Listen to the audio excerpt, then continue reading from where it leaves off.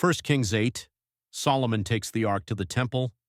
Then Solomon assembled the elders of Israel and all the heads of the tribes, the chief of the fathers of the children of Israel, unto King Solomon in Jerusalem, that they might bring up the ark of the covenant of the Lord out of the city of David, which is Zion.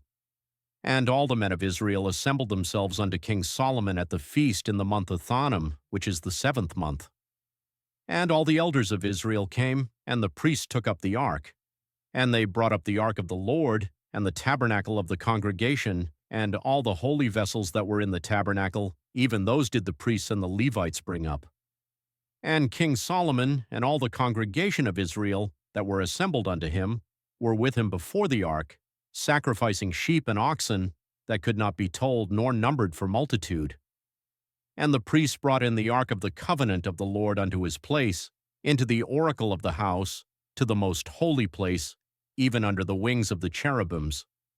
For the cherubims spread forth their 2 wings over the place of the ark, and the cherubims covered the ark and the staves thereof above.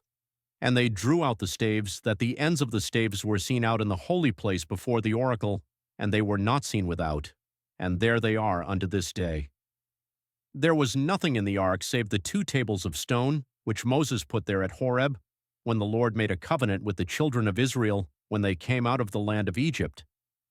And it came to pass, when the priests were come out of the holy place, that the cloud filled the house of the Lord, so that the priests could not stand to minister because of the cloud, for the glory of the Lord had filled the house of the Lord. Then spake Solomon, the Lord said that he would dwell in the thick darkness. I have surely built thee an house to dwell in, a settled place for thee to abide in forever. Solomon speaks to the people, and the king turned his face about, and blessed all the congregation of Israel.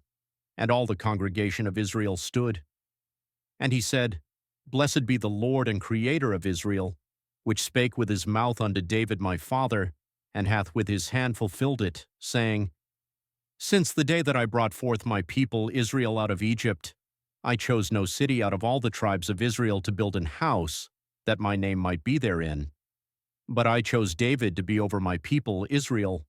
And it was in the heart of David my father to build an house for the name of the Lord and Creator of Israel. And the Lord said unto David my father, Whereas it was in thine heart to build an house unto my name, thou didst well that it was in thine heart. Nevertheless thou shalt not build the house, but thy son that shall come forth out of thy loins, he shall build the house unto my name. And the Lord hath performed his word that he spake, and I am risen up in the room of David my father, and sit on the throne of Israel as the Lord promised, and have built an house for the name of the Lord and Creator of Israel. And I have set there a place for the ark, wherein is the covenant of the Lord, which he made with our fathers, when he brought them out of the land of Egypt. Solomon praised to the Creator, and Solomon stood before the altar of the Lord in the presence of all the congregation of Israel, and spread forth his hands toward heaven. And he said, Lord and Creator of Israel, there is no the Creator like thee, in heaven above or on earth beneath, who keepest covenant and mercy with thy servants that walk before thee with all their heart, who hast kept with thy servant David my father that thou promisedst him. Thou spakest also with thy mouth, and hast fulfilled it with thine hand, as it is this day. Therefore now, Lord and Creator of Israel, keep with thy servant David my father that thou promisedst him, saying, There shall not fail thee a man in my sight to sit on the throne of Israel, so that thy children take heed to their way, that they walk before me as thou hast walked before me. And now, O Creator of Israel, let thy word, I pray thee, be verified, which thou spakest unto thy servant David my father. But will the Creator indeed dwell on the earth? Behold, the heaven and heaven of heavens cannot contain thee, how much less this house that I have builded. Yet have thou respect unto the prayer of thy servant, and to his supplication, O Lord my Creator, to hearken unto the cry and to the prayer which thy servant prayeth before thee today. That thine eyes may be open toward this house night and day, even toward the place of which thou hast said, My name shall be there, that thou mayest hearken unto the prayer which thy servant shall make toward this place.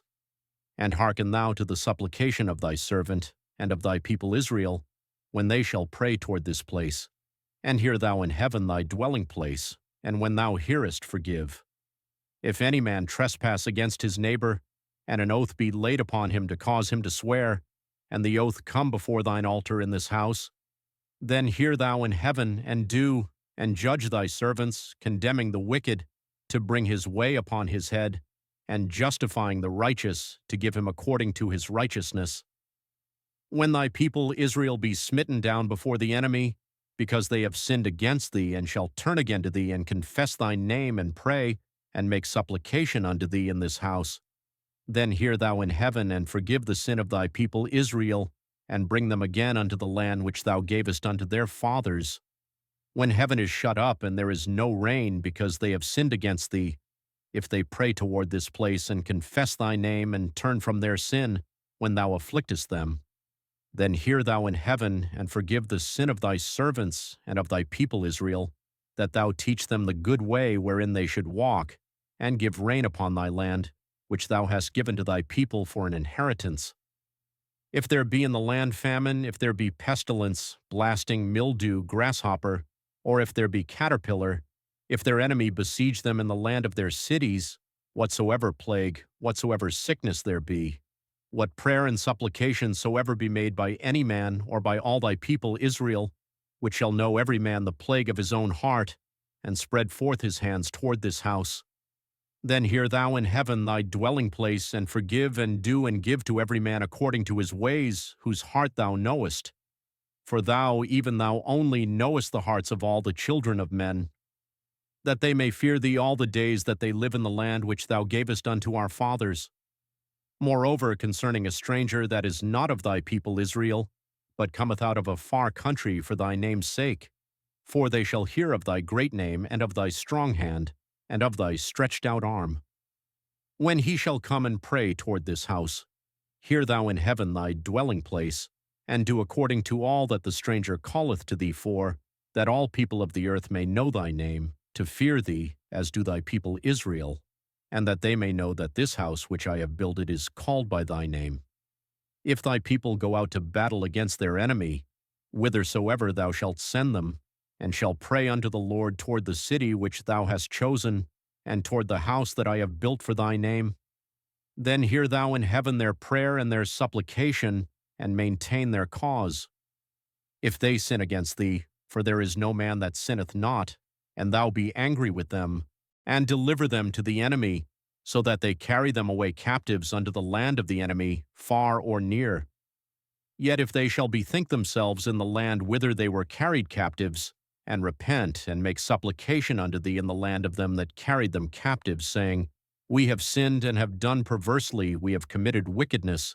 and so return unto thee with all their heart and with all their soul, in the land of their enemies, which led them away captive, and pray unto thee toward their land, which thou gavest unto their fathers, the city which thou hast chosen, and the house which I have built for thy name. Then hear thou their prayer and their supplication in heaven thy dwelling place, and maintain their cause, and forgive thy people that have sinned against thee, and all their transgressions wherein they have transgressed against thee, and give them compassion before them who carried them captive, that they may have compassion on them. For they be thy people and thine inheritance, which thou broughtest forth out of Egypt, from the midst of the furnace of iron. That thine eyes may be open unto the supplication of thy servant, and unto the supplication of thy people Israel, to hearken unto them in all that they call for unto thee. For thou didst separate them from among all the people of the earth to be thine inheritance, as thou spakest by the hand of Moses thy servant, when thou broughtest our fathers out of Egypt, O Lord and Creator. Solomon blesses the people.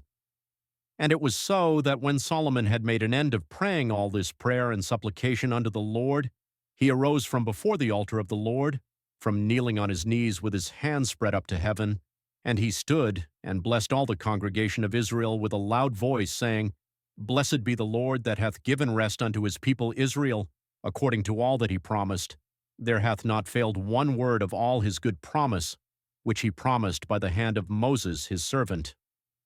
The Lord our Creator be with us, as he was with our fathers. Let him not leave us, nor forsake us, that he may incline our hearts unto him, to walk in all his ways, and to keep his commandments, and his statutes, and his judgments, which he commanded our fathers. And let these my words, wherewith I have made supplication before the Lord, be nigh unto the Lord our Creator day and night, that he maintain the cause of his servant, and the cause of his people Israel at all times, as the matter shall require, that all the people of the earth may know that the Lord is the Creator, and that there is none else. Let your heart therefore be perfect with the Lord our Creator, to walk in his statutes and to keep his commandments, as at this day. The conclusion of the ceremony, and the king and all Israel with him offered sacrifice before the Lord. And Solomon offered a sacrifice of peace offerings, which he offered unto the Lord, 22,000 oxen, and 120,000 sheep. So the king and all the children of Israel dedicated the house of the Lord. The same day did the king hallow the middle of the court that was before the house of the Lord, for there he offered burnt offerings and meat offerings and the fat of the peace offerings, because the brasen altar that was before the Lord was too little to receive the burnt offerings and meat offerings and the fat of the peace offerings. And at that time Solomon held a feast, and all Israel with him, a great congregation, from the entering in of Hamath unto the river of Egypt, before the Lord our Creator, 7 days and 7 days, even 14 days. On the 8th day he sent the people away, and they blessed the king and went unto their tents joyful and glad of heart, for all the goodness that the Lord had done for David his servant, and for Israel his people,